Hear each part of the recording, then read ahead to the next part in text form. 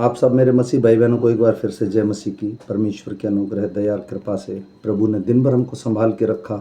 शाम के सुंदर समय फिर हम सबको मिलने का मौका दिया, इसके लिए प्रभु का धन्यवाद करेंगे। आज तारीख है 10/6/2025 और हम शाम का वचन पढ़ेंगे। हम पढ़ेंगे दूसरे इतिहास की पुस्तक में से 34, 35 और 36 अध्याय। इसके पढ़े और सुने जाने पर प्रभु की आशीष हो। और मैं बेसिक बाइबल पढ़ता हूँ मेरे भाई और बहनों, ताकि परमेश्वर के द्वारा उसकी अगुवाई पा सकें और उसके पीछे चल सकें। आइए।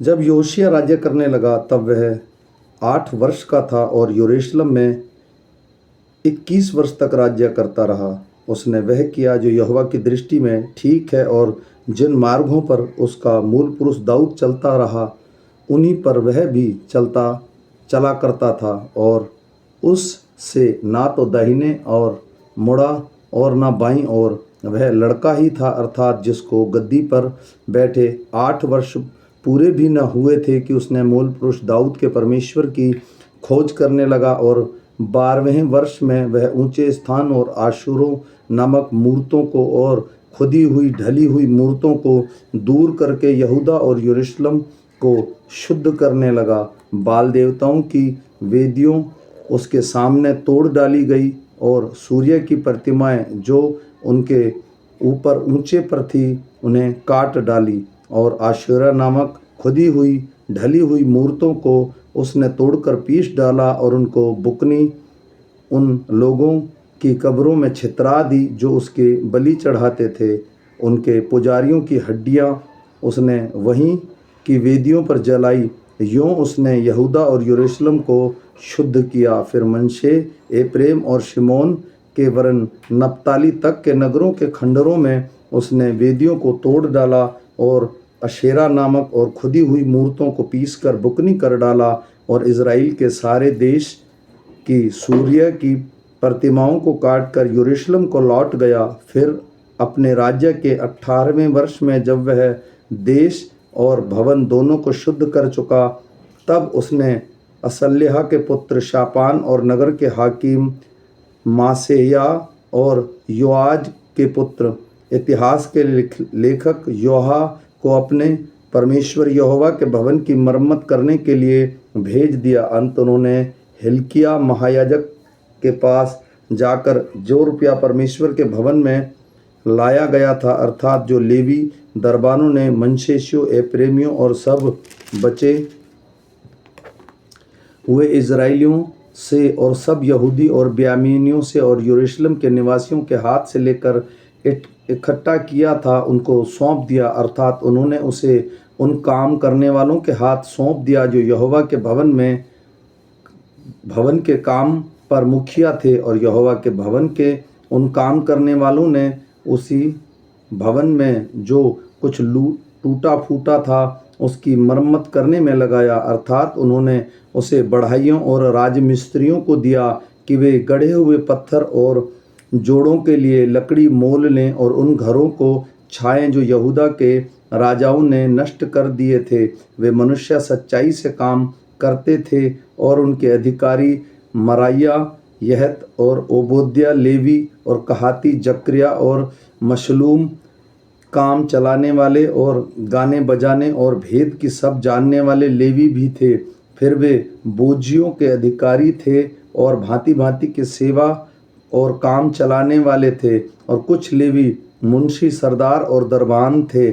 जब वे उस रुपये को जो यहोवा के भवन में पहुंचाया गया था निकाल रहे थे, तब हिल्किय्याह याजक को मूसा के द्वारा दी हुई यहोवा की व्यवस्था की पुस्तक मिली। तब हिल्किय्याह ने शापान मंत्री से कहा, मुझे यहोवा के भवन में व्यवस्था की पुस्तक मिली है। तब पुस्तक को राजा के पास ले गया और यह संदेश दिया, जो जो काम तेरे कर्मचारियों को सौंपा गया था उसे वह कर रहे हैं। जो रुपया यहोवा के भवन में मिला उसको उन्होंने उड़ेल कर मुखिया और कारीगरों के हाथ सौंप दिया। और वह शापान मंत्री ने राजा को यह बता दिया कि हिल्किय्याह याजक ने मुझे एक पुस्तक दी है। तब शापान ने जो उसमें से राजा को पढ़कर सुनाया। व्यवस्था की वे बातें सुनकर राजा ने अपने वस्त्र फाड़े और राजा ने हिल्किय्याह शापान के पुत्र अहीकाम, मीका के पुत्र अब्दोन, शापान मंत्री और असायाह नामक अपने कर्मचारी को आज्ञा दी, तुम जाकर मेरी ओर से और इज़राइल और यहूदा में रहने वालों की ओर से इस पाई हुई पुस्तक के वचनों के विषय यहोवा से पूछो, क्योंकि यहोवा की बड़ी ही जलजलाहट हम पर इसलिए भड़की है कि हमारे पुरखाओं ने यहोवा का भवन वचन नहीं माना और इस पुस्तक में लिखी हुई सब आज्ञाओं का पालन नहीं किया।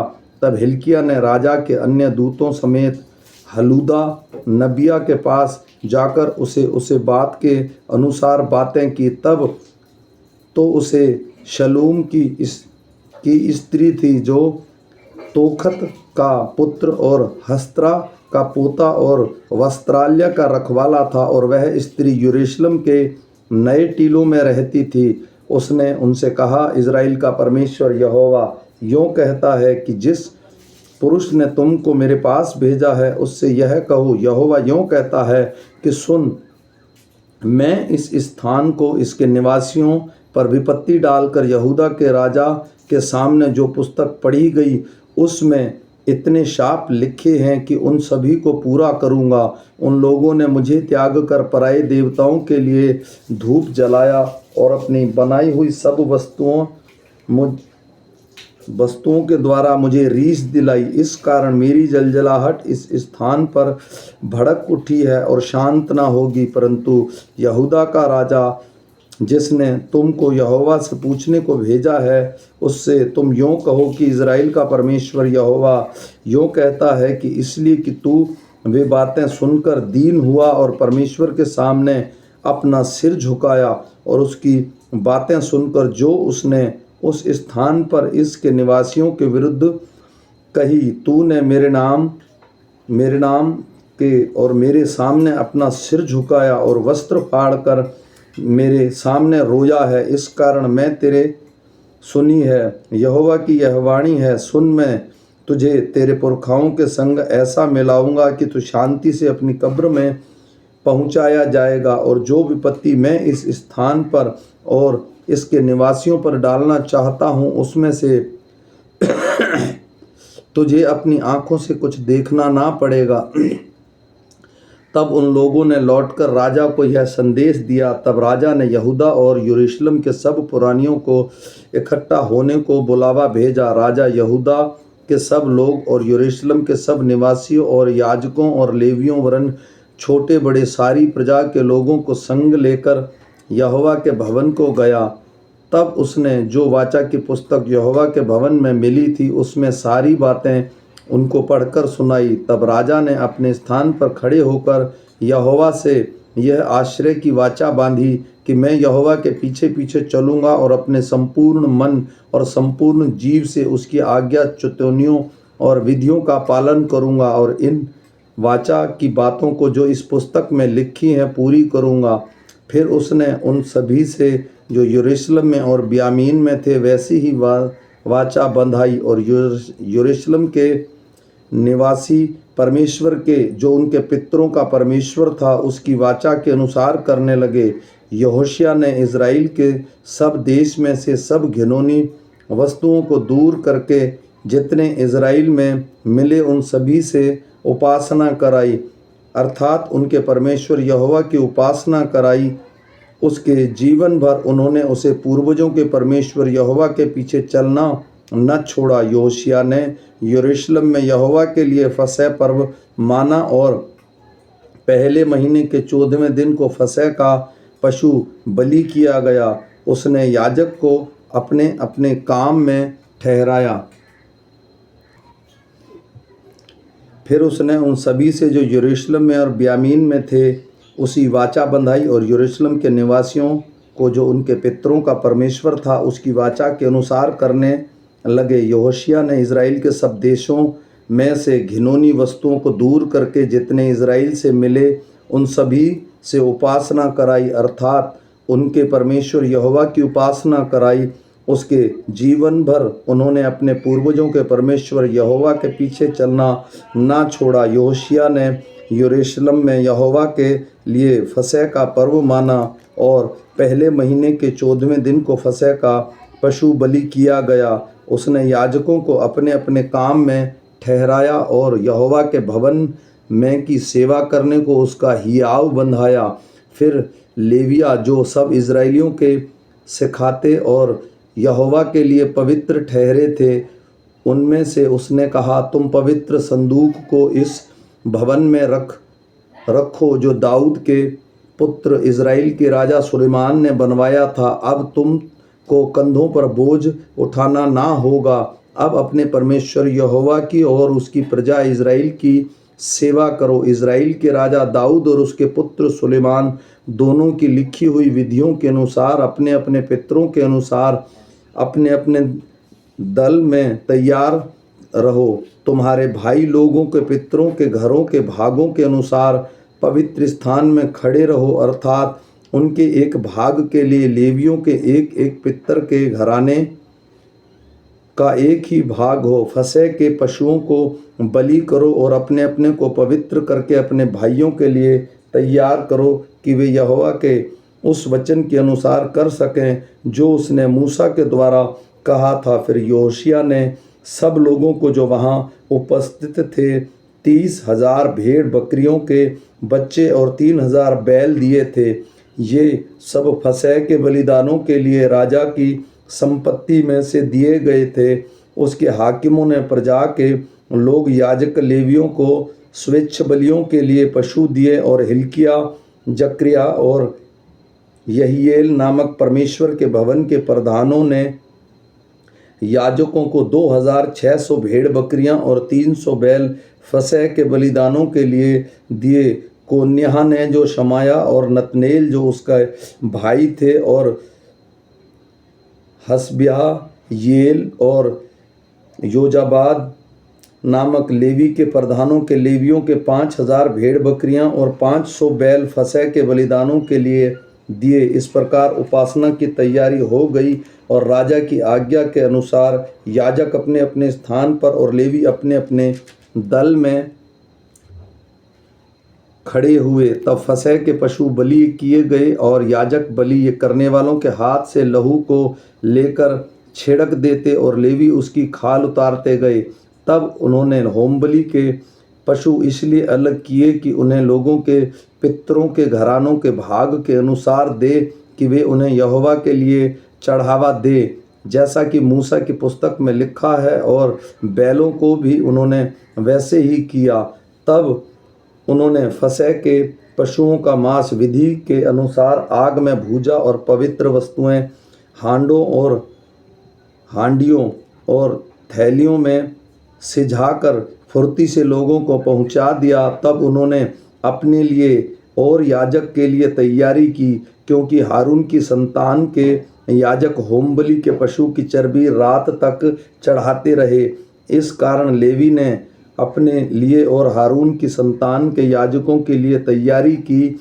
आसाप के वंश के गवैये दाऊद, आसाप, हेमान और राजा के दर्शी यदुतून की आज्ञा के अनुसार अपने स्थान पर रहे और द्वारपाल एक एक फाटक पर रहे। उन्होंने अपना अपना काम छोड़ना न पड़ा, क्योंकि उनके भाई लेवियों ने उनके लिए तैयारी की। यों उस दिन राजा योशिया की आज्ञा के अनुसार फसह मनाने और यहोवा की वेदी पर होमबलि चढ़ाने के लिए यहोवा की सारी उपासना की तैयारी की गई। जो इज़राइली वहाँ उपस्थित थे, उन्होंने फसह को उस समय और अख़मीरी रोटी के पर्व को 7 दिन तक माना। इस फसह के बराबर शमूएल नबी के दिनों से इज़राइल में कोई फसह मनाया ना गया था, और इज़राइल के किसी राजा ने ऐसा मनाया जैसे योशिया और याजकों, लेवियों और जितने यहूदी और इज़राइली उपस्थित थे उन्होंने और यरूशलेम के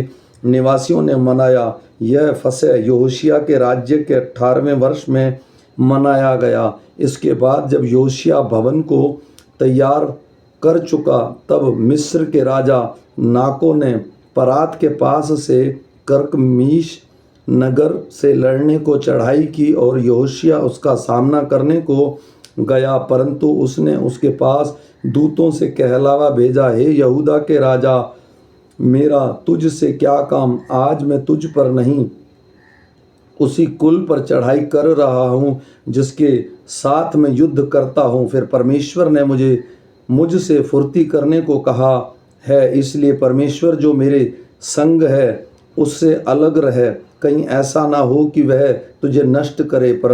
परंतु यहोशिया ने उससे मुंह ना मोड़ा, वरन उससे लड़ने के लिए भेष बदला और नाकों के उस वचनों को जो ना माना जो उसने परमेश्वर की ओर से कहे थे, और मिग्दो की तराई में उससे युद्ध करने को आया। तब धुरंधरियों ने राजा यहोशिया की ओर से तीर छोड़े और राजा ने अपने सेवकों से कहा, मैं बहुत घायल हो गया हूँ, इसलिए मुझे यहाँ से ले चलो। तब उसके सेवकों ने उसको रथ पर से उतार कर उसको दूसरे रथ पर चढ़ाया और यरूशलेम ले गए। वहाँ वह मर गया और उसके पुरखाओं के कब्रिस्तान में उसको मिट्टी दी गई। यहूदियों और यरूशलेम ने यहोशिया के लिए विलाप किया। यिम्रिय्याह ने यहोशिया के लिए विलाप का गीत बनाया और सब गाने वाले और गाने वालियाँ अपने विलाप के गीत में यहोशिया की चर्चा आज तक करती हैं। इनका गाना इज़राइल में एक विधि के तुल्य ठहराया गया और ये बातें विलाप गीत में लिखी हुई हैं। यहोशिया के और काम और भक्ति के जो काम उसने उसके अनुसार किए, जो यहोवा की व्यवस्था में लिखा हुआ है, आदि से अंत तक उसके सब काम इज़राइल की यहूदा की राजाओं की इतिहास की पुस्तक में लिखे हुए हैं। तब देश के लोगों ने यहोशिया के पुत्र योआज को लेकर उसके पिता के स्थान पर यरूशलेम में राजा बनाया। जब योआज राज्य करने लगा तब वह 23 वर्ष का था और 3 महीने तक यरूशलेम में राज्य करता रहा। तब मिस्र के राजा ने उसको यरूशलेम में राजगद्दी से उतार दिया और देश पर 100 किक्कर चांदी और 100 किक्कर भर सोना जुर्माने को दंड लगाया। तब मिस्र के राजा ने उसके भाई एल्कियाम को यहूदा और यरूशलेम का राजा बनाया और उसका नाम बदलकर यहोयाकीम रखा। परंतु नको उसके भाई योआज के मिस्र में ले गया। तब यहोयाकीम राज्य करने लगा। तब वह 25 वर्ष का था और 11 वर्ष तक यरूशलेम में राज्य करता रहा।